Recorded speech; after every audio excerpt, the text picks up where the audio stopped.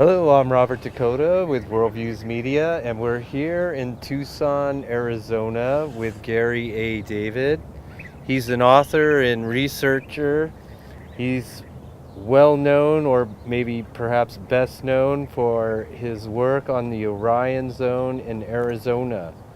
Nice to see you here again, Great Gary. to be here, Robert. I'm glad you could make it down today on this beautiful morning in Arizona. Yeah, Winter absolutely. morning. Yeah. Late winter. I know, late winter, but we're getting an early spring while everybody else is still buried in the snow. Yeah. Well, that's why people have to come from those snow-laden places here to Arizona, because we have some great events coming up Exactly. in May. So in the springtime in Arizona is the best.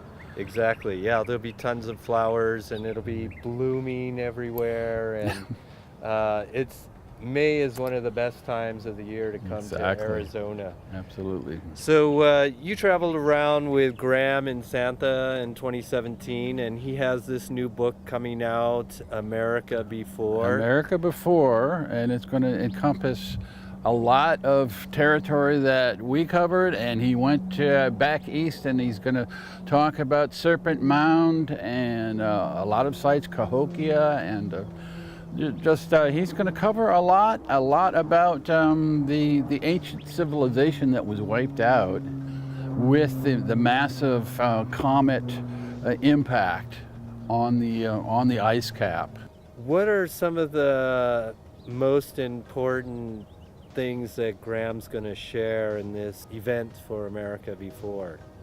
Well, Graham is going to talk about North America primarily, and the devastating cataclysm that happened, I believe it was 12,800 years ago, when the massive comet hit the ice cap of North America and devastated the whole Clovis culture, basically. I mean, it stopped it in its tracks, and it killed a lot of megafauna. And he's going to talk about that massive cataclysm that happened thousands of years ago. But he traveled around all over North America, and he came to Arizona and New Mexico, and I spent a week with him there traveling around. And he went back east, Serpent Mound, and in East St. Louis, he went to Cahokia, the largest pyramid site in North America. So, you know, he's going to talk about all these and how they interrelate, how these cultures interrelated in ancient times, and how they picked up and started to evolve after this massive cataclysm. And so he's also going to be showing how there are all these connections and similarities throughout the Americas, but not only the Americas, throughout the world. Yeah, of course, he's a world traveler, so he's had experience traveling all over the globe, and he can make these connections between the different cultures, India and South America, and you know, he brings it all together. So that's the magic of Graham's work, that he can bring all these elements from across the globe together and relate them culturally.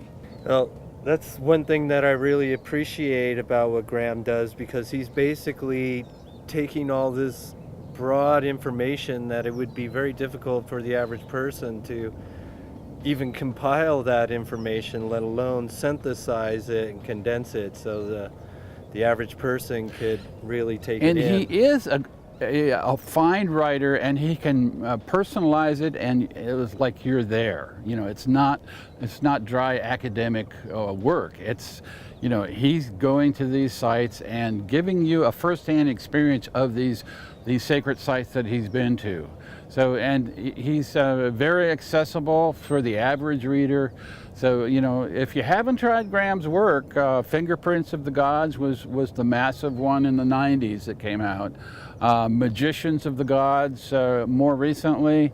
So this book is going to be massive. I think it's going to cause a lot of psychic dislocation among the academics, which you know, there's this back and forth between the academics and Graham and Robert Bauval and Robert Schoch. You know, they go back and forth, but they shake it up a little bit, don't they? They certainly do.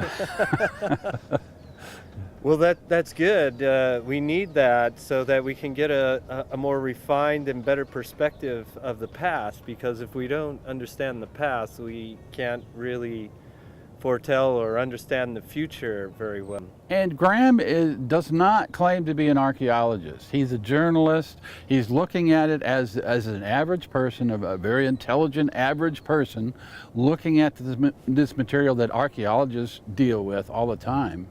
So it's something that brings it all together for the average reader. It's a non-academic style of writing that he's very good at, and he personalizes the whole experience for the reader. And what I like about when he has these talks and he's there spending 3-4 hours with you, giving you very detailed, meticulous detail together with imagery, and to hear him presenting just gives you like the cliff notes on the book, and you're like in a movie because he's taking you to all these places. Oh yeah, and he's got the evidence there. He's very meticulous on gathering evidence from the academic world and from academic journals, and putting it all together in a package that the average person can understand. So that's the beauty of his work. It's a popular form of writing that exposes us to the sacred mysteries and the cultural interrelationships of a lot of different global civilization that existed and was wiped out by this massive comet impact on North America.